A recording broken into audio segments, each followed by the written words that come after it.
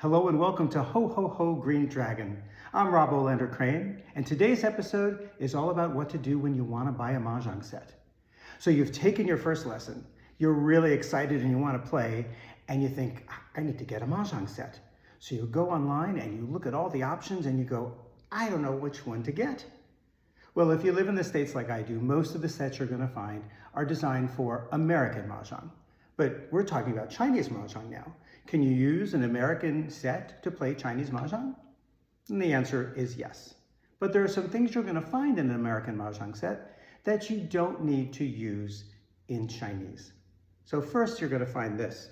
You're going to find jokers and blanks. They're used in American Mahjong. They're not necessary. They're not needed in Chinese Mahjong. So you're going to want to remove them. This is my mother's set. These are really cute little jokers. So that's the first thing you're going to find. You're going to take them out of the set.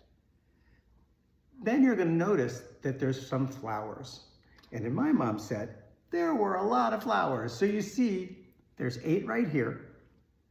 And then look at all of these. Just a ton of flowers. We only need 8 flowers for Chinese Mahjong. So you'll remove all the additional ones.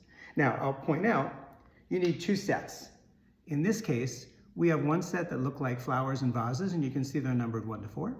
And we have another set that look like women in kimonos. They're actually called philosophers, and they're also numbered 1 to 4. So you need 2 sets of 4, each numbered 1 to 4 in order to play. Put the rest of them away. Now, a trick.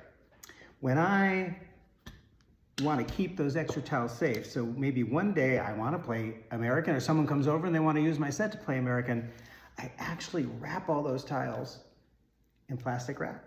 And I put them right here in the rack with the rest of the tiles to keep them safe. Just a little trick. Now, 2 more things. One,